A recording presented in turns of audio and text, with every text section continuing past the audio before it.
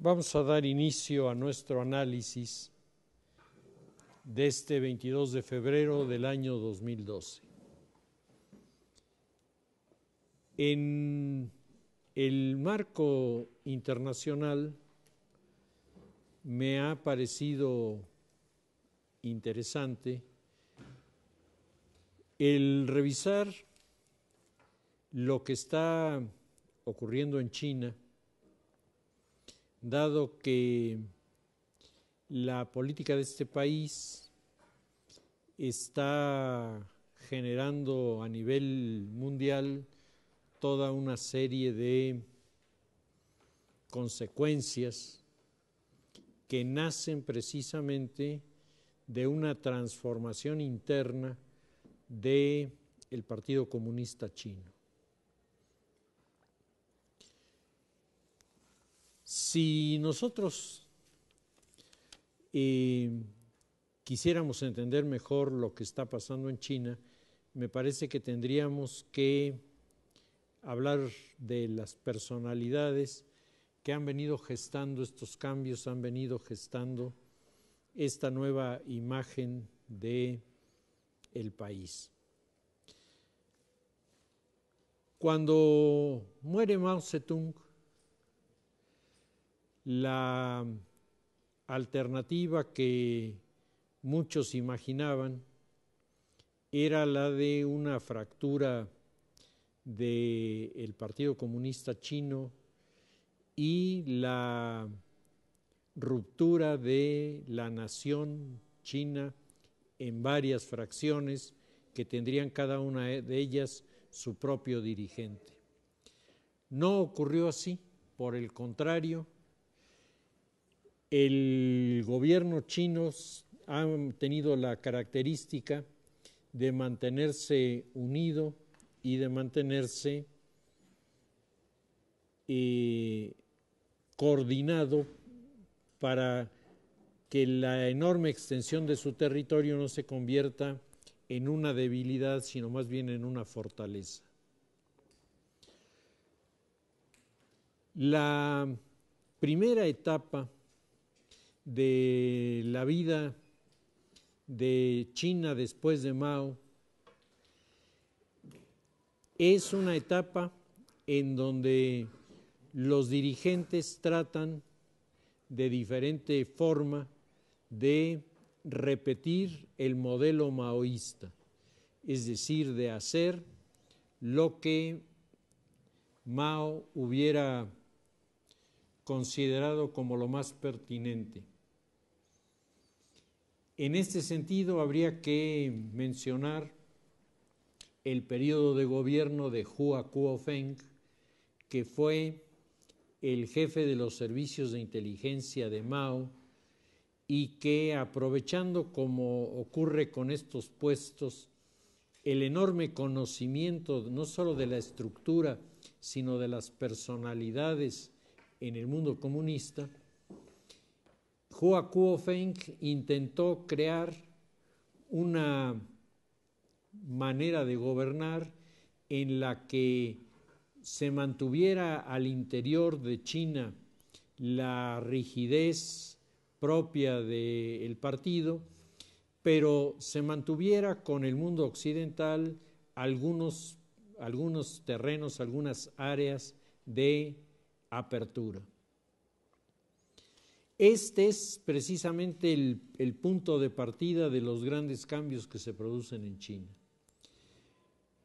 Hua Guofeng fue el hombre que al interior será recordado por su rigidez y su dureza, pero hacia afuera es el hombre que comienza a plantear alternativas y comienza a plantear fórmulas de acercamiento que irán progresando e irán transformando los acontecimientos. El Partido Comunista en China organiza, bajo la dirección de Hua Guofeng, un congreso en el que se hace por primera vez una revisión del panorama económico de China y cuando se revisa el panorama económico del país, se dan cuenta de que China se había quedado atorado, se había quedado rezagado respecto de los demás países asiáticos y no se diga de los países europeos, precisamente porque la visión de su modelo aplicado al campo tenía como resultado la improductividad. Y entonces se producía prácticamente lo necesario para sobrevivir y no había excedentes importantes y además parecería para aquel momento que China había renunciado a competir desde el punto de vista industrial con cualquier otra de las naciones del continente asiático y europeo.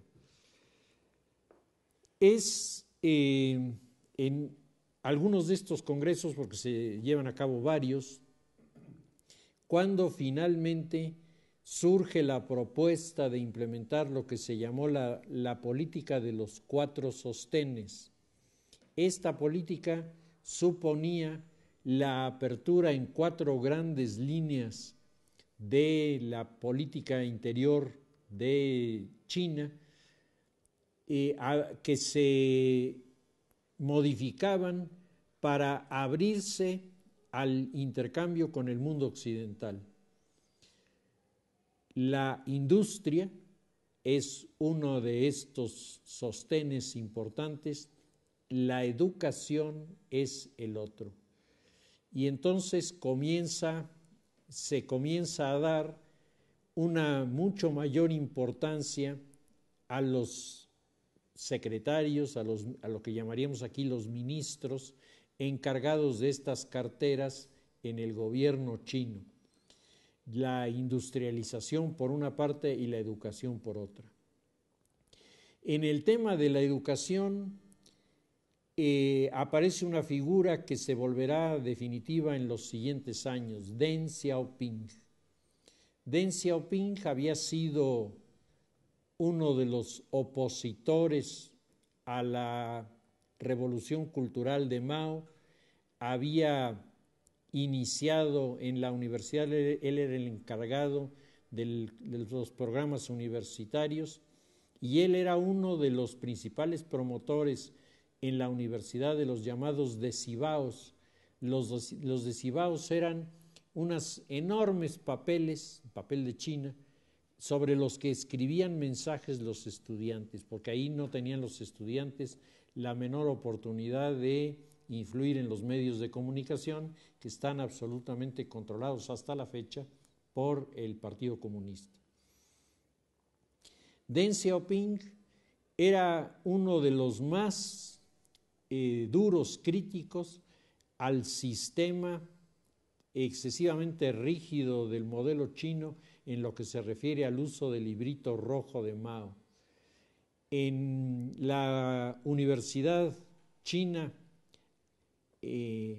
se tenía la obligación, el maestro llegaba, entraba a la clase, abría el librito rojo en cualquier página, leía el pensamiento y se tenían que pasar más o menos 20 minutos de la clase hablando sobre lo que Mao decía independientemente de cuál fuera el pensamiento de Mao.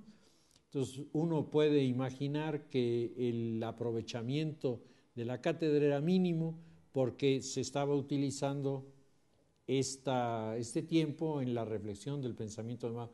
Y eso en cada una de las clases, todos y cada uno de los días de clase. Es decir, era un adoctrinamiento feroz, pero era un aprovechamiento mínimo. Y por otro lado, se pretendía de una manera bastante necia el señalar que los principios de las ciencias ya estaban incorporados en el pensamiento de Mao. Entonces el maestro tenía que encontrar la manera, como decían, para diseñar un puente, de qué cosa en el pensamiento de Mao podría estar propuesta para semejante tarea. Y claro, esto era por un lado una perdedera de tiempo y por otro lado una inoperancia monumental. Deng Xiaoping es el gran crítico de esto, y cuando estalla la revolución cultural, los integrantes de las juventudes comunistas maoístas, con sus boinas rojas, sus uniformes blancos, sus fajas rojas y tocando el acordeón, llegaron frente a la casa donde vivía Deng Xiaoping, subieron, vivía en el tercer piso, él no estaba, pero estaba su hijo, lo tiraron por la ventana del tercer piso, no se mató, pero quedó inválido para el resto de su vida.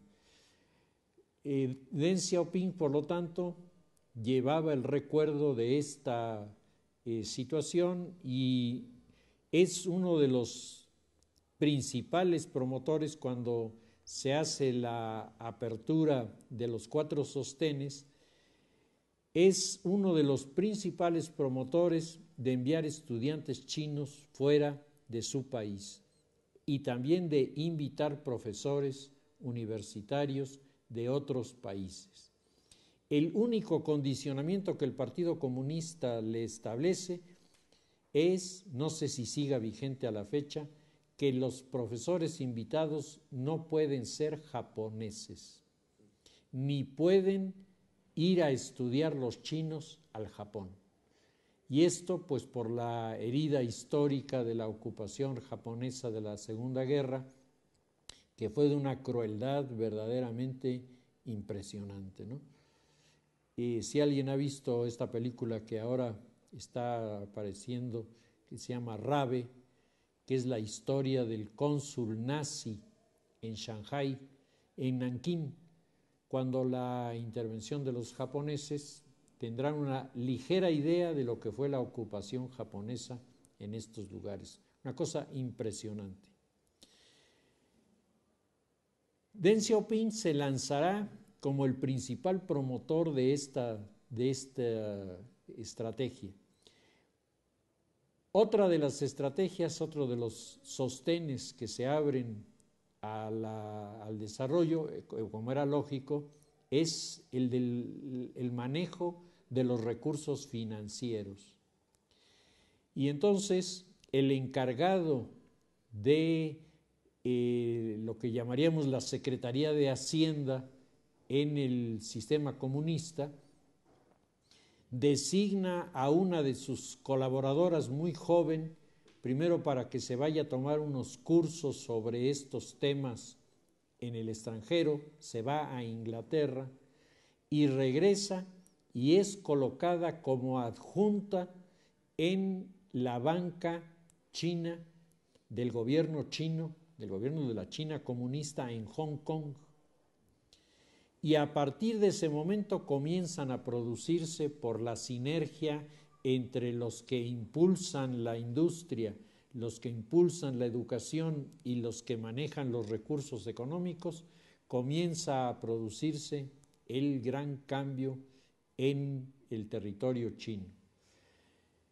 El cuarto sostén es la apertura a nuevas formas de cultivo en China, con lo que se acepta la incorporación en los territorios en donde había producción comunal de toda una serie de implementos modernos que van a ir mejorando, optimizando la agricultura china, y a partir de ese momento China comienza un viraje importante que alcanza su momento de realización, digamos, en su primera etapa, cuando Deng Xiaoping acaba siendo el primer ministro de China.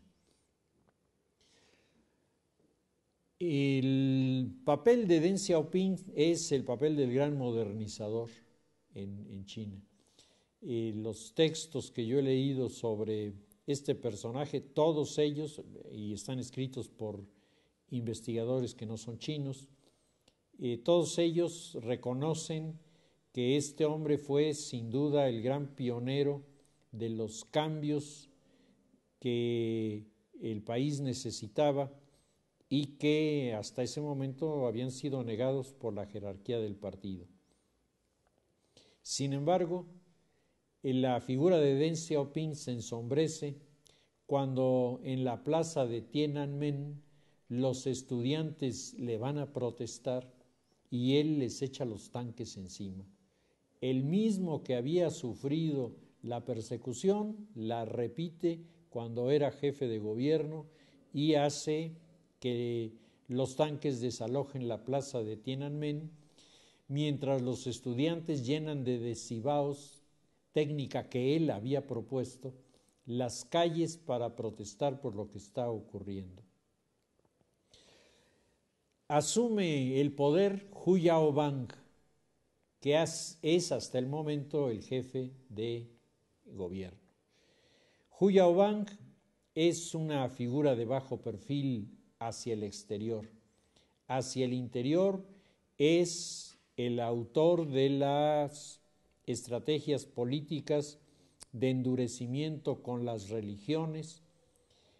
Con Hu Yaobang ha retornado en China la persecución religiosa no solo de los cristianos, católicos y protestantes y evangélicos que tenían una buena cantidad de misiones en este territorio, sino también una persecución muy fuerte contra varias de las sectas y de los grupos religiosos chinos que han sido objeto de represiones muy, muy duras, que hablan de la intolerancia que en este sentido se tiene en China. Nosotros tuvimos hace 3 años, invitamos a un chino, ustedes lo recuerdan, en uno de los encuentros internacionales, al doctor Chen, y el doctor Chen en su plática hizo una explicación de por qué el Partido Comunista Chino no puede aceptar religión en su territorio. O sea, con una dureza y con una claridad que a mí me dejó sorprendido, porque pensé que sería o intentaría ser un poco más diplomático y no. Simplemente dijo que los conceptos religiosos minaban la identidad de los militantes del partido y por lo tanto eso no se podía permitir. De ahí que fuera absolutamente legítimo que el partido persiguiera cualquier opción religiosa que se presentara en China.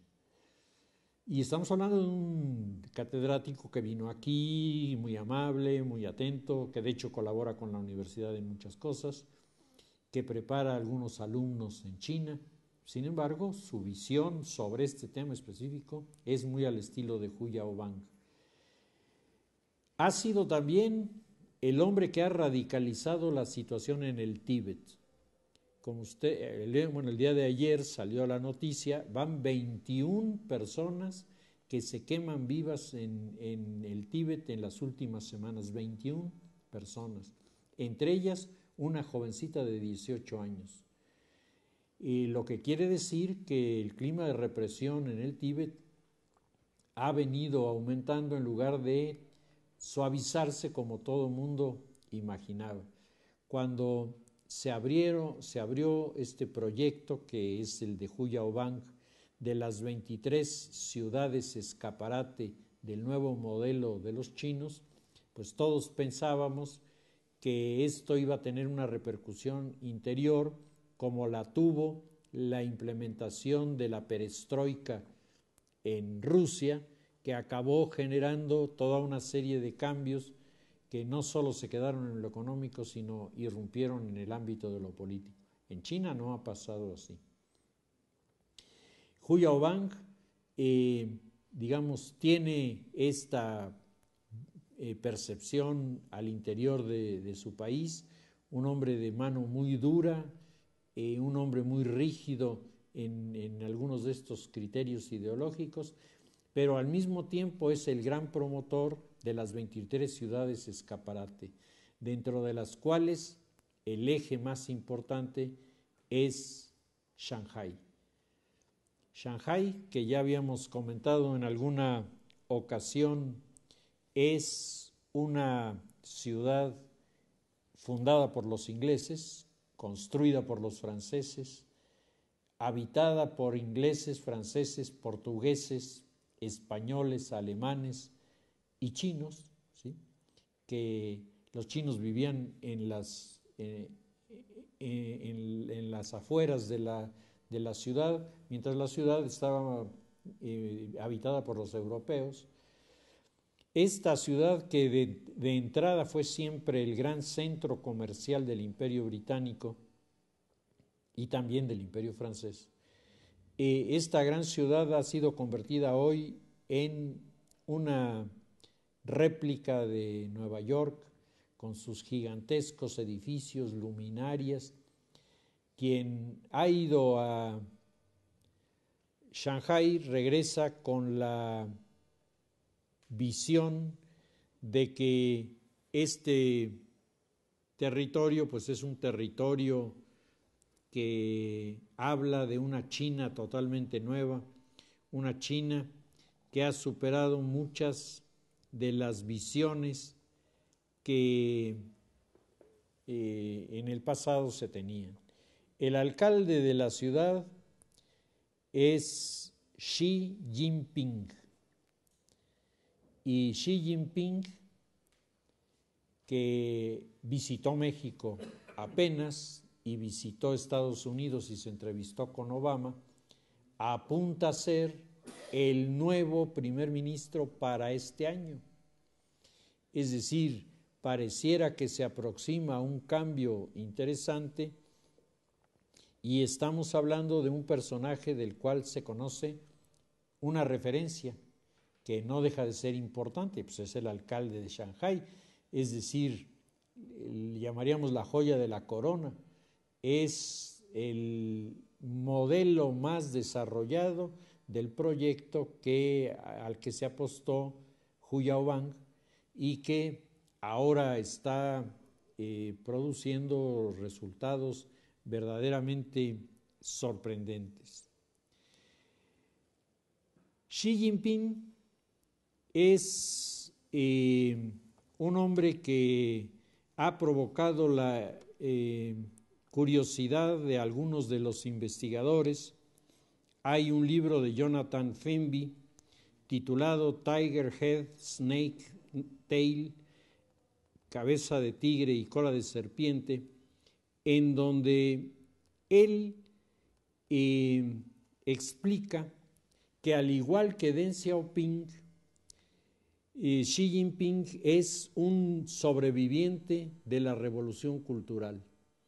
A él también le tocó ser golpeado por los estudiantes en la revolución cultural y a él le tocó tener que sufrir públicas reprimendas por sus ideas, particularmente en lo que se refería al desarrollo de tipo industrial de China. El autor Jonathan Fenby cita textualmente a Jinping, que dice: durante la revolución cultural me tragué toda la amargura de aquella gente. Es decir, pareciera ser un hombre sensible a este acontecimiento. La hermana de este personaje vive en Canadá y es ciudadana canadiense. Y tiene un hermano que vive en Hong Kong y que tiene ahí un negocio importante. Y tiene una hija que estudia con seudónimo en la Universidad de Harvard. Es decir, estamos hablando de un personaje fuera de serie, ¿no?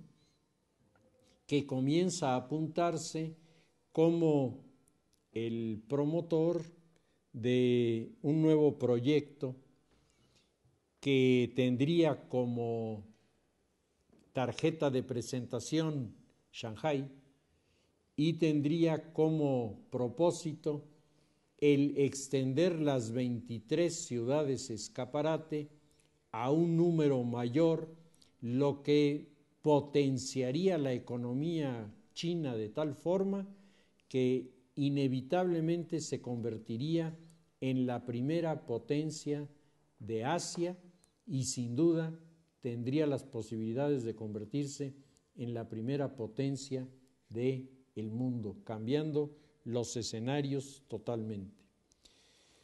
Bueno, hay más cosas que decir sobre el tema, pero si quieren lo dejamos para la semana próxima para entrarle al tema de la política nacional, que a mí me parece está también particularmente interesante en esta semana.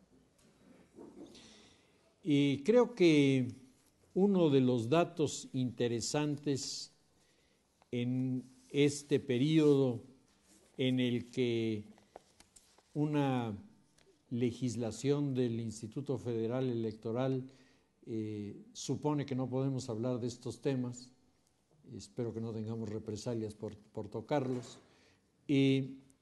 Uno de los temas es, a mí me parece importante, la configuración de lo que es el cuadro de los colaboradores de los candidatos para entrarle en las campañas.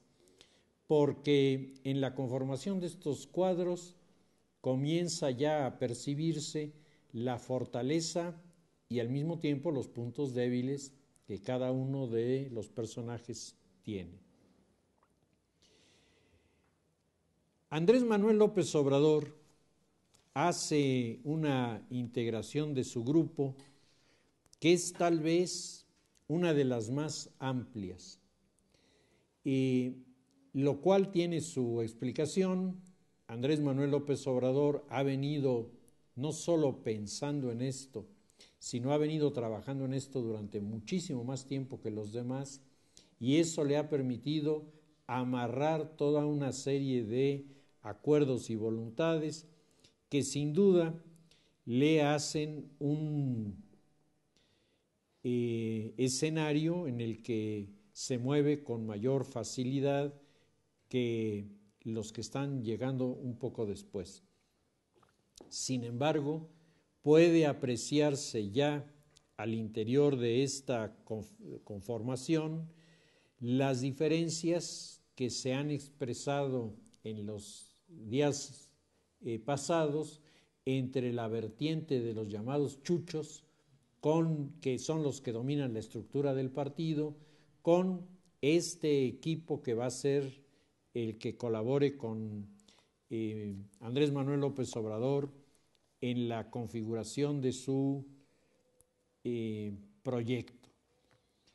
Estaría en primer lugar Claudia Sheinbaum, coordinadora del Medio Ambiente y Defensa del Patrimonio Nacional, que fue integrante del gobierno legítimo de López Obrador.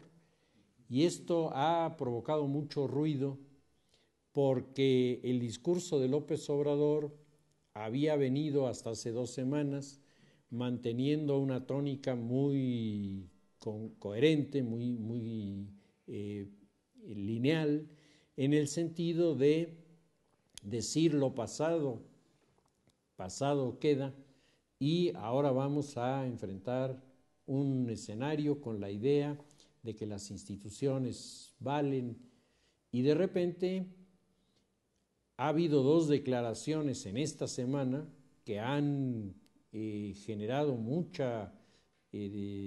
muchos comentarios, porque de repente regresan los viejos tópicos de a mí que me arrebataron el triunfo, es decir, comienza otra vez el lenguaje revanchista que pareciera no ser el que le daba a López Obrador en este momento mayor fuerza.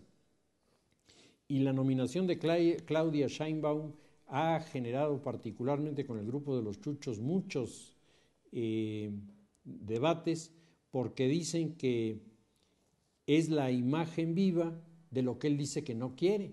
Entonces, el haberla puesto, y además casi como su brazo derecho o brazo izquierdo, como quieran, pues sin duda es un punto de fortaleza para él, pero de debilidad al interior de su partido. Está Octavio Romero Oropesa, coordinador de Organización Ciudadana para el Cambio del Comité Ejecutivo del Movimiento de Regeneración Nacional, diputado del PRD y exoficial mayor del Gobierno del Distrito Federal.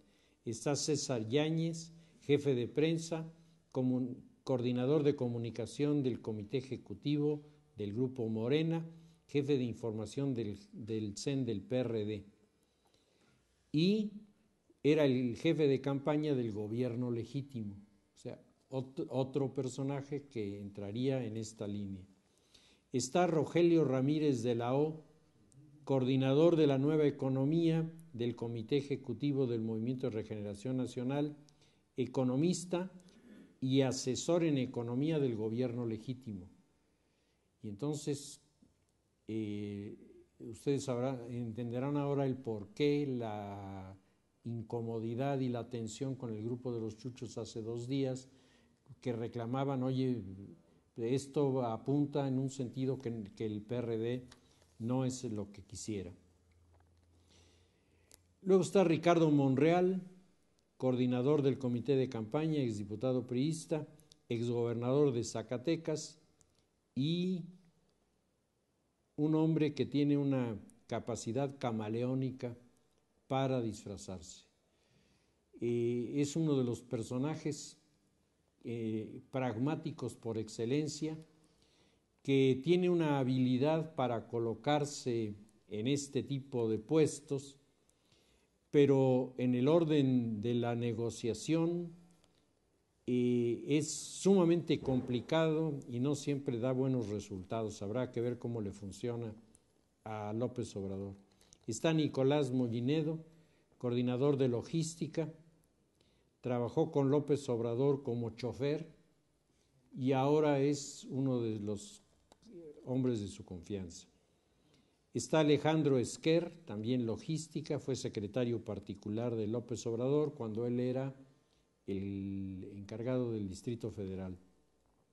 Y está el general Audomaro Martínez Zapata, jefe de seguridad, que fue jefe de seguridad en la campaña del año 2006. Y luego, bueno, López Obrador tiene desarrollados prácticamente 4 niveles de colaboradores, lo que no tienen los demás. Esto es una de sus fortalezas, el que no se ha quedado en la parte meramente superior de las comunidades políticas, sino ha entrado y en un segundo plano tendría a Jaime Cárdenas, a Irma Heréndira Sandoval, a Ricardo Cantú, a Yedkol Povlemsky, a Dante Delgado, a Alberto Anaya, a Rosalinda Hernández, a René Cervera, a Patricia Patiño, a Manuel Camacho Solís, que es toda una figura, particularmente en lo que se refiere a la estrategia, a Jesús Ramírez Cuevas, a Luis Mandoki, a Pío López Obrador, que es el hermano mayor de López Obrador, y Alfonso Sánchez Anaya. Me parece que dentro del Movimiento de Regeneración Nacional ha incluido a María Luisa Albores, a Luisa María Alcalde, a René Drucker, a Genaro Góngora Pimentel, a Javier Jiménez Espriu, a María Antonieta Lazo López, a Elena Poniatowska, a Raquel Sosa, a Salvador Torres, a Fernando Turner, a Silva Valle y a Héctor Vasconcelos. Y en el plano de los asesores está poniendo a Ignacio Marván, a Lorenzo Meyer, está poniendo a Marta Pérez Bejarano, a Berta Luján, a Laura Esquivel y a Armando Bartra. El equipo de López Obrador me parece bastante fuerte, bastante bien organizado. Los puntos que han levantado comentarios pues son los que están referidos a esta percepción de la vieja actitud de reclamar la legitimidad para las elecciones pasadas. El cuarto de guerra de Enrique Peña Nieto es mucho más reducido. En el cuarto de guerra de Peña Nieto está Luis Videgaray, coordinador general de la campaña, diputado con licencia, exsecretario de Finanzas de Peña Nieto. Está Miguel Osorio Chong, secretario de Organización del CEN del PRI, exgobernador de Hidalgo. Está Emilio Gamboa Patrón, líder de la CNOP, exsenador, exdiputado, Secretaría de Comunicaciones y Transportes y secretario particular del presidente Miguel de la Madrid. Estaría Jorge Carlos Ramírez Marín, diputado federal cercano a Beatriz Paredes. O sea, vamos viendo la alianza que conformó Choifet, una alianza de diferentes grupos que se enlazan a través de la figura de Peña Nieto. Está Luis Vega Aguilar, secretario de Administración, exsecretario de Finanzas de Peña Nieto. Está Erwin Linos, secretario particular, fue exsecretario particular del gobernador del Estado de México, o sea, su círculo muy próximo. David López, fue jefe de prensa de Arturo Montiel y también jefe de prensa del gobierno del Estado de México. Estarían después Benito Neme, abogado litigante que ha defendido los triunfos de las gubernaturas del PRI, Héctor Velasco, diputado federal y exsecretario particular adjunto de Peña Nieto, Aurelio Nuño Mayer, asesor de Videgaray en la Cámara Baja, laboró en la oficina de asesores de Enrique Jackson, Ricardo Aguilar, secretario para el noroeste del CEN del PRI, exsecretario del Trabajo de Peña Nieto, como ven. Muchos de los cercanos colaboradores, lo que le da una cierta tranquilidad para tomar decisiones, pero al mismo tiempo tiene el problema de que se forman esas burbujas que hacen que luego el candidato no perciba la realidad. Como todos son sus amigos, todos le dicen las noticias amables o el lado amable de la noticia, en lugar de decirle lo que está pasando. Y en estas burbujas lo que ocurre es que los que se van saliendo de las mismas son los que se atreven a decir lo que en realidad está pasando y automáticamente, por el principio elemental de la política del castigo de los inocentes, se van para afuera, ¿no? Ustedes saben que hay dos principios de la política que son claves: el castigo de los inocentes y el premio de los culpables. Y en la política siempre pasa, revisen los acontecimientos y es una ley casi inevitable.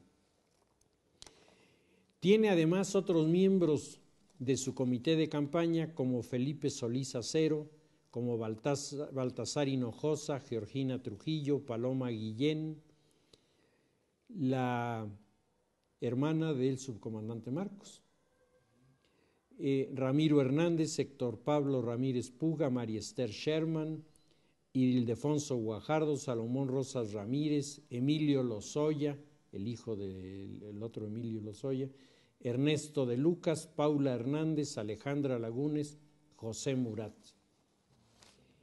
El punto débil de la estructura es que está planeada, y además bien planeada por Emilio Choifet, como enlace de los grandes grupos, pero en el PRI ya no solo hay grandes grupos, ahora hay muchos grupos.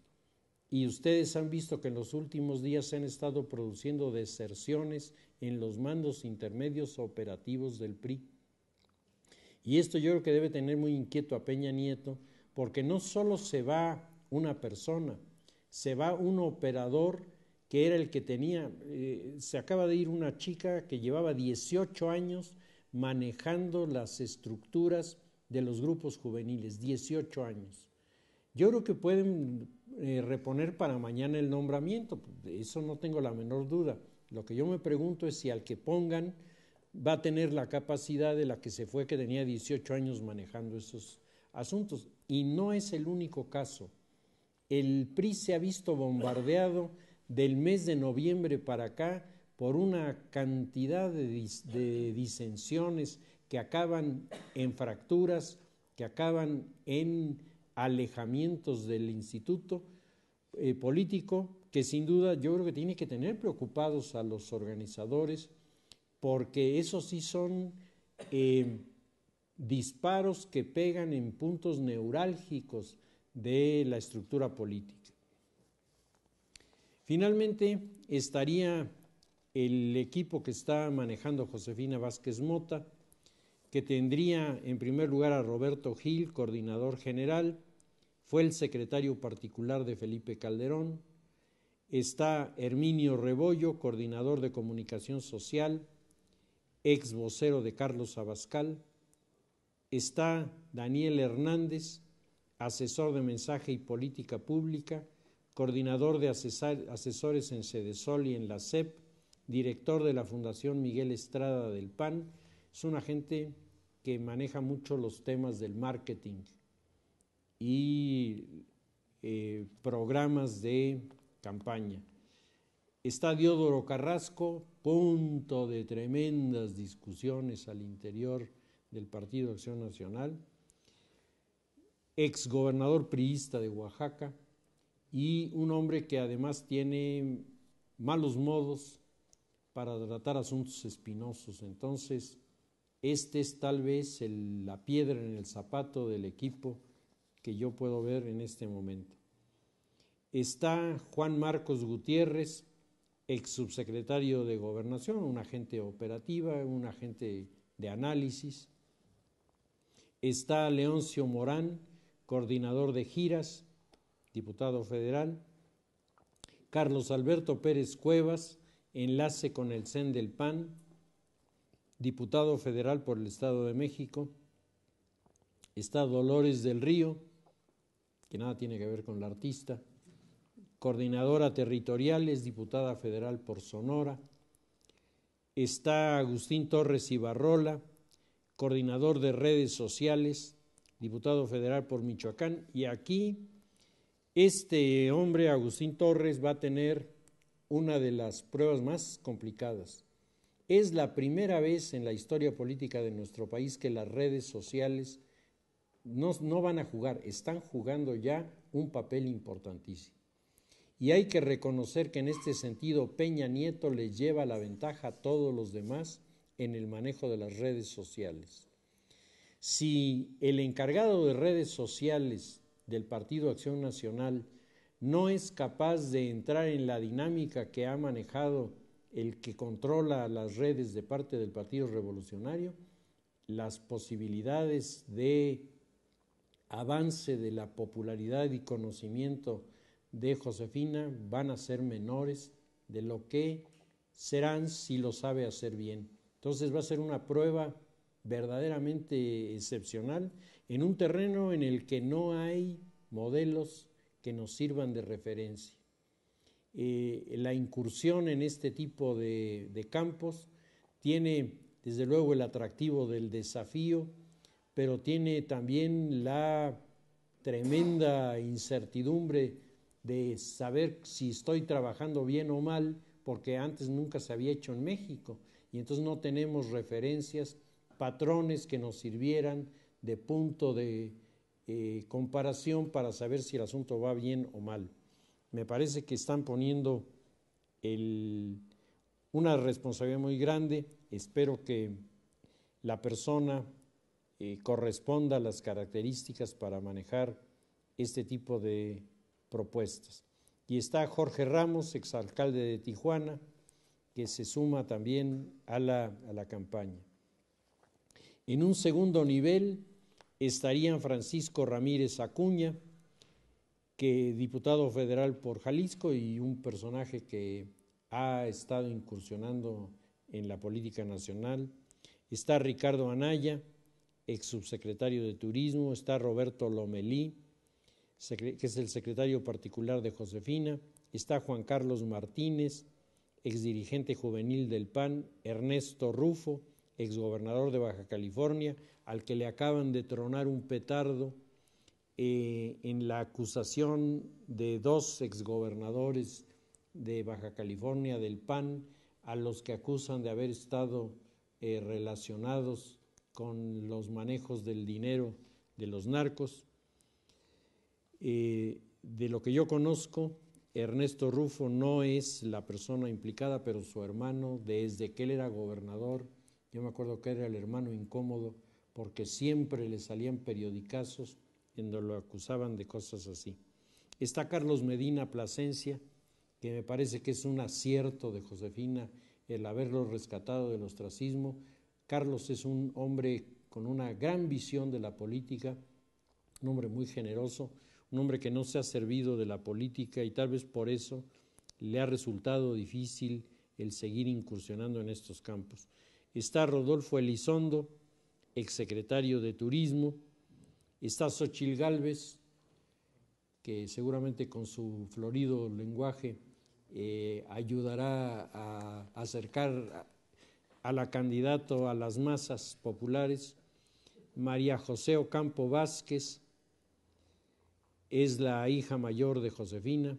Está Francisco Salazar, diputado federal por San Luis Potosí, estuvo en el gobierno de Vicente Fox, es una gente que ya tiene experiencia, es una gente con capacidad. Gabriela Ruiz, senadora. Laura Suárez, de la Red de Mujeres. Gastón Pavlovich, encargado de la plataforma del PAN en el 2009, va a manejar aquí el área de finanzas, junto con Julio Castellanos, diputado federal por Michoacán, y Luis Vázquez Mota, encargado de conseguir recursos, es hermano de Josefina. Se espera la incorporación de Ernesto Cordero y Santiago Krill, José Ángel Córdoba Villalobos y Miguel Sekeli. Creo que la incorporación de Cordero y de Krill es un acierto. Me parece que marca una diferencia con otros partidos en donde las elecciones han acabado en diferencias más allá de lo político. Creo que esto es un buen mensaje, ojalá le funcione a Josefina. En tercer lugar tiene asesores de imagen a Julio Di Vela, a Antonio Solá, que no me gusta, porque Antonio Solá es el asesor de la propaganda sucia, del black marketing, que a mí no me acaba de convencer. Sigo pensando que por allí no se va muy lejos, pero bueno. Está Eduardo Sastre de Riva, está Jorge Manzanera, exsecretario general adjunto del PAN, está Kenia López, Leticia Salazar, Alberto Esquer, Alejandro Vázquez Cuevas, Gustavo Parra, Carlos Flores, Ezequiel Retis. Es decir, hay también aquí una alianza de grupos al interior del partido Acción Nacional. Y este modelo que Josefina está estrenando ahora, a mí me parece que es un modelo novedoso que está con ganas de enviar un mensaje diferente a la sociedad. Habrá que ver qué resultados obtiene con esta alianza que está conformando. A mí me llamó mucho la atención en el periódico El País el sábado un artículo de media plana, Mujeres al frente del auge económico de América Latina. La candidatura femenina del PAN en México intenta seguir la estela de las presidentas de Brasil y Argentina, en donde la autora María Ángela Pauné, madrileña, dice que la expectativa que ella tiene analizando la realidad mexicana le parece que favorece la candidatura de Josefina Vázquez Mota y que sería importantísimo para América Latina que Josefina ganara la presidencia, porque del 40% de población del área gobernado por mujeres en este momento se pasaría al 60%, y que eso automáticamente dinamizaría al interior de los institutos políticos la acción de las mujeres y la capacidad de proyección de las mujeres en el campo de la política. Y dice que Josefina ya superó lo que era su aduana más difícil, que era su propio partido, en donde no parecía haber grandes simpatías por ceder la representación en la presidencia a una mujer, pero que ahora, habiendo superado esta barrera, le quedan a Josefina indiscutiblemente muchas opciones para poder seguir adelante en su proyecto político. Por otro lado, Guadalupe Loaesa, y vuelvo a insistir en Guadalupe porque cada vez me llama más la atención su postura. Guadalupe Loaesa publica el día 21 un editorial en el periódico Reforma titulado Hace 6 años, donde dice: yo hace 6 años me peleé con mi familia, me dejaron de hablar por mi candidato. Dice, y no fue un caso único. De los candidatos que estaban, uno se peleaba por ellos. Y hoy, dice, ninguno de ellos está provocando esta reacción. Dice, no hay para dónde hacerse, dice la mayoría de las personas. Ninguno de los candidatos convence. Los predebates y propuestas son una mediocridad. No sé si voy a votar. Todos declaran y prometen lo mismo. Y dice Guadalupe, percibo un ambiente en la sociedad, personas que me están diciendo que en medio de este escenario la alternativa que parece la única viable es la de Josefina Vázquez Mota. Y entonces está diciendo, hay un desaliento, y sin embargo la gente que piensa que puede haber una salida es la de Josefina. De la misma manera, varios de los editorialistas de los diferentes periódicos han estado haciendo referencia a estos hechos y han estado señalando que en medio de una mediocridad política terrible que se vive en México, en medio de una incertidumbre sobre la capacidad de funcionamiento del modelo en el que estamos viviendo, pareciera que se abre una expectativa cuando aparece una mujer como candidato, porque esto pareciera darle a la campaña una visión y una proyección que difícilmente hubiera tenido con algún candidato masculino, y sobre todo si el candidato hubiera sido Cordero. Entonces, habiéndose elaborados los 3 cuartos de guerra de los 3 candidatos, estando ya a punto de arrancar la campaña en su fase definitiva, pareciera que las fortalezas y debilidades de todos se van volviendo cada vez más evidentes, y yo lo que pienso es que la incertidumbre comienza a ser presa de los que apenas para el mes de noviembre se sentían muy tranquilos y muy cómodos en las perspectivas de las encuestas. Hoy las encuestas hablan de cambios que hasta el momento no son definitivos, pero cambios que dentro de ciertos sectores de la sociedad alientan expectativas que también para noviembre eran impensables e inimaginables.